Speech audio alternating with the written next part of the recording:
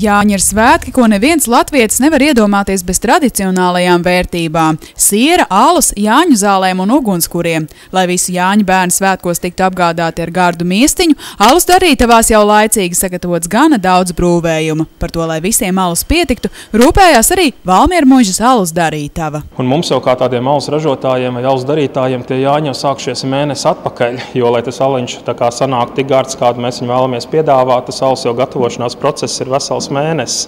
Līdz ar to jau tā kā mēnesis atpakaļ jau mēs ievārījām to alu, ko patreizē mēs sāksim piedāvāt pircējiem uz Jāņiem.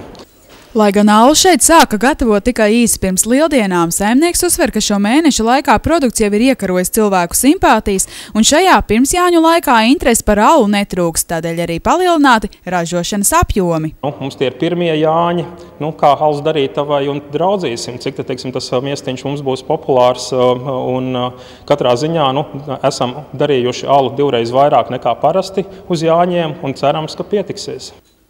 Apstaigājot ražotni, telpā, kur alus raudzējās un pēc tam aptuveni 3 nedēļas noguldās, Jāņu miestiņš jau iegūs visas nepieciešamās garšu nianses un pamazām tiek sūtīts pie tā cienītājiem. Kopumā uz Jāņiem mēs plānojam, ka varētu tā kā pārdot aptuveni kaut kur jūnija mēnesī 40 tonnas alu, kas nozīmē to, ka 10 no šīm te lielajām mucām varētu būt tās, kuras arī pircēji arī varēs arī nobaudīt.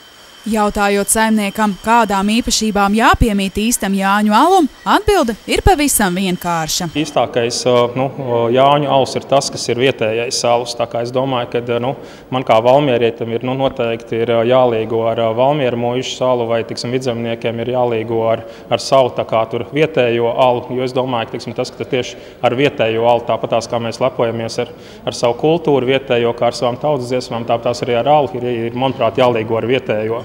Jāpiemina, ka laicīgi piesakoties Jāņu bērni, kas vēlas iepazīties ar alus ražošanas procesu, kā arī izzināt vēsturi, var pašu acīm redzēt, kā miestiņš Valmiermuižā tiek brūvēts. Pagaidām gan alu galvenokārt var iegādāties Valmierā un Vidzemes apkārtnē, vai arī dažviet Rīgā. Tomēr jau Līgos svētkos tas būs pieejams LV veikalos visā Latvijā. Alus darītājiem kā Jāņi ir tas pats, kas Salavečiem Ziemassvētki, ka jāstrādā ir gandrīz visu diennakti, lai visi Jāņu bērnus varētu tur aprūpēt ar alu, lai visiem Jāņu bērniem varētu piedāvāt alu.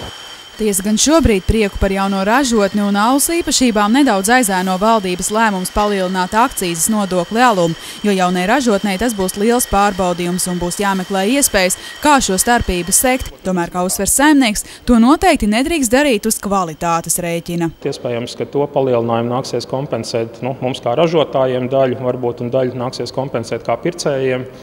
Un acīm redzot, kad iespējams, ka mūsu alu varbūt nevarēs atļauties dzert varbūt tik bieži, bet tas, ko mēs ceram, ka mūsu garšīgo Valmiermuižas alu tomēr varēs cilvēki novērtēt tur braucot piknikos, braucot pirtī, tādos vairāk svētkos, tādos īpašākos gadījumos.